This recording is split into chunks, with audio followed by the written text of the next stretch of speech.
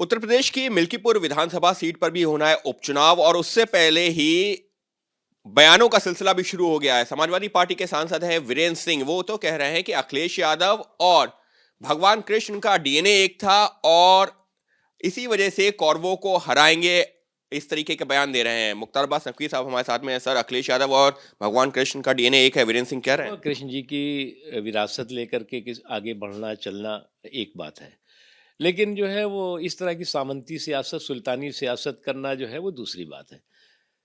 तो कृष्ण जी की विरासत और जिस तरह की सियासत है वो मेल नहीं खाती। लेकिन वो तो ये बताने की कोशिश कर रहे हैं कि जो लोग विरोध में हैं वो कौरव हैं और उनको हराएंगे, और विरोध में तो आप ही लोग हैं ना।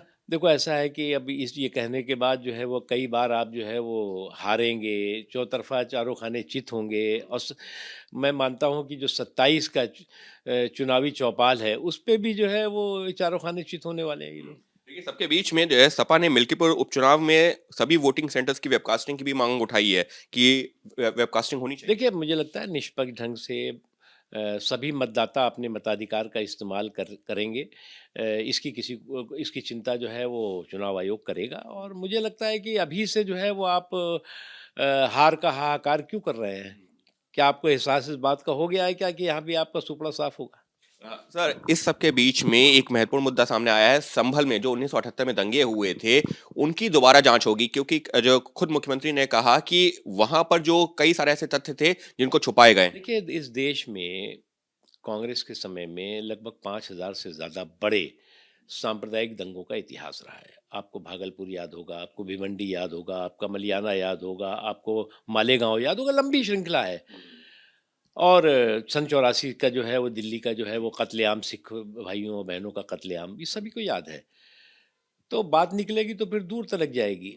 और दूसरी चीज़ ये कि कांग्रेस पार्टी के दौरे हुकूमत में जो है वो बांटो और राज करो का एक वो लंबा इतिहास रहा है। आज वो अपने आप को सेकुलरिज्म का सियासी सूरमा कह रहे हैं, जबकि वास्तविकता ये है कि इन्होंने कम्युनलिज्म का जो बीज बोया था उसका देश आज तक नुकसान उठा रहा है। जो इनकी लम्हों की खता थी उसको सदियों की सजा बन गई देश के लिए।